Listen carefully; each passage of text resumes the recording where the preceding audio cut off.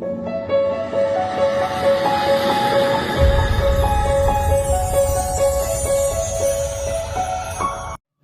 ये जो हमारा जो टॉपिक है वो है मुगल काल का स्रोत। मैं हूं देव प्रताप सिंह और आप देख रहे हैं टॉपर्स क्लब आईएएस अकेडमी। और ये जो वीडियो है वो जो यूपी पीसीएस और समीक्षा अधिकारी या अन्य कोई बड़े एग्जाम है या सिविल की भी आप तैयारी कर रहे हैं यूपीएससी की, तो ये आपके लिए चैप्टर बहुत महत्वपूर्ण हो जाएगा। इसमें हम अध्ययन करेंगे कि कौन सी बुक्स से हमें मुगल काल की जानकारी प्राप्त होती है और उसके राइटर कौन हैं। देख लेते हैं पहली पुस्तक हमारी कौन सी है। पहली जो पुस्तक हमारी है वो है बाबरनामा। और बाबरनामा को तुजुक बाबरी या वाक़यात बाबरी भी कहा जाता है। ये बाबर की आत्मकथा है और इसने जो बाबर ने इसको तुर्की भाषा में लिखा था। ये तुर्की से अंग्रेजी में जिसका अनुवाद किया था वो थी मैडम बेवरीज। ये बहुत पूछा जाता है कि बाबरनामा का अंग्रेजी में अनुवाद किसने किया था, वो है बेवरीज। अब्दुल रहीम खाने खाना ने 1598 से 90 में इसका फारसी में अनुवाद किया था। अगली जो पुस्तक है वो है तारीख़ रशीदी। तारीख़ रशीदी की जो रचना है वो मिर्ज़ा मोहम्मद हैदर ने फारसी भाषा में की है। और इस वाली पुस्तक में यानी तारीख़ रशीदी पुस्तक में बाबर और हुमायूं के समय की घटनाओं का जिक्र मिलता है। अगली जो तीसरी है वो बहुत महत्वपूर्ण है, वो है हुमायूं नामा।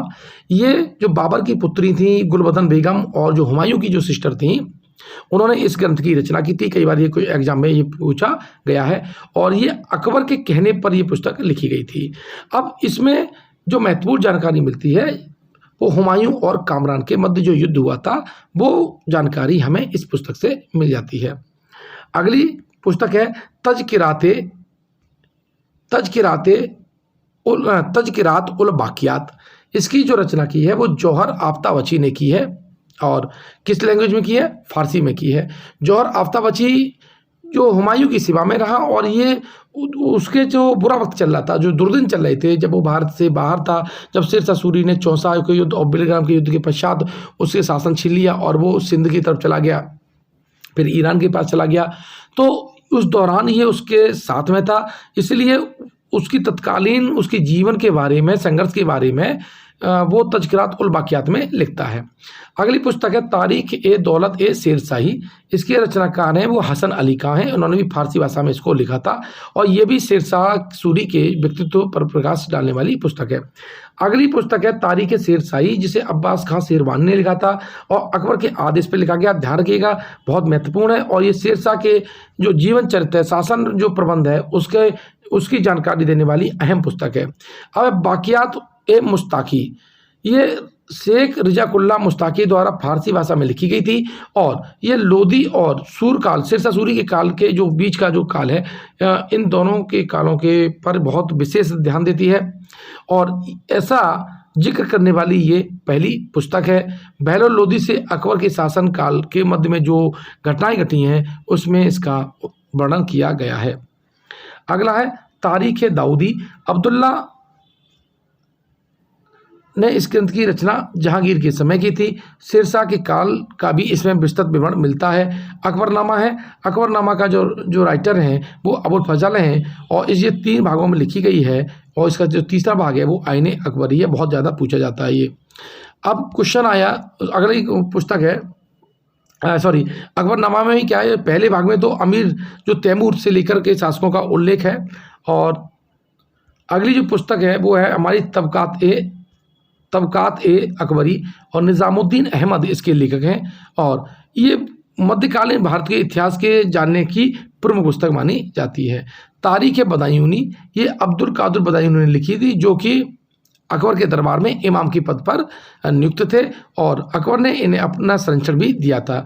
इन्होंने कई अरबी और संस्कृत जो पुस्तकें हैं उनका अनुवाद किया है, जिसमें अब तुजुक ए जहांगीरी के जो लेखक हैं वो जहांगीर हैं और ये जहांगीर की आत्मकथा है, जिसमें उसने सिंहासन से लेकर अपने 17वें वर्ष, यानी ये क्वेश्चन पूछा जा सकता है कि 17वें वर्ष तक क्या जो शासन था उसका वो उल्लेख करता है।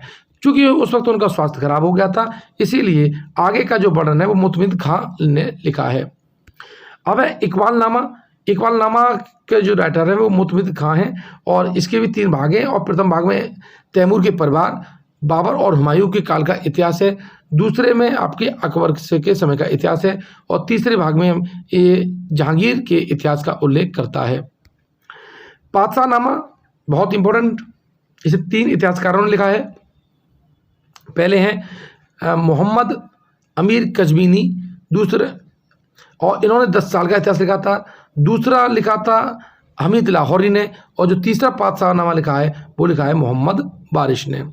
अब अब्दुल मुंतखाब उल लबाब, इसके जो राइटर हैं वो हैं हासिम खाफी खां। अगर आपने हमारे चैनल को सब्सक्राइब नहीं किया तो चैनल को सब्सक्राइब जरूर करें, और ये वीडियो को अगर आप देख रहे हैं तो शेयर करिए, लाइक करिए। अगर कोई कमी रह गई है या ऐसा कोई पॉइंट है जो आप पूछना चाहते हैं तो मुझे कमेंट बॉक्स में लिख के दीजिएगा। अगली जो पुस्तक है वो है नुस्खा-ए दिलकुशा, इसके लेखक हैं आपके भीमसेन, और है खुलासात उल तवारीख, इसके रचनाकार हैं सुजान राय खत्री। इस ग्रंथ में उन्होंने महाभारत के से लेकर पांडव तक, महाभारत के जो पांडव हैं और वहाँ से लेकर के मुगल शासक औरंगजेब की तक की जो घटनाएं हैं उसका उल्लेख किया। इसलिए बहुत क्वेश्चन पूछी जाती है कि कौन सी पुस्तक में पांडवों का उल्लेख किया गया है, तो उसका आंसर है खुलासात उत तवारीख। अब कानून हुमायूं, ये ख्वांदा मीर की रचना है, और ये रियलिटी में देखा जाए तो जो ख्वांदा मीर हैं उनकी ये अंतिम रचना भी है। अब तोहफाए अकबर शाही, ये अब्बास खां सरवानी ने पुस्तक लिखी थी, अकबर के आदेश पर इसको लिखा गया था। इसमें शेरशाह सूरी के आरंभिक जीवन का उल्लेख हमें प्राप्त होता है। अगर आपने हमारे चैनल को सब्सक्राइब नहीं किया है तो चैनल को सब्सक्राइब कर लीजिएगा, लाइक करिए और बेल जो आइकन वाला बटन जरूर दबाइएगा। साथ ही मैं आपको बता दूं कि आप हमारे इसी नाम से टेलीग्राम पर हमारा toppers club IAS academy group है, वहाँ पर आप हमारे सारे वीडियो प्राप्त कर सकते हैं। साथ ही वहाँ आप जो हमारी PDF है वो सारी वहाँ से आप डाउनलोड कर सकते हैं। आपने वीडियो को देखा, तब तक के लिए धन्यवाद।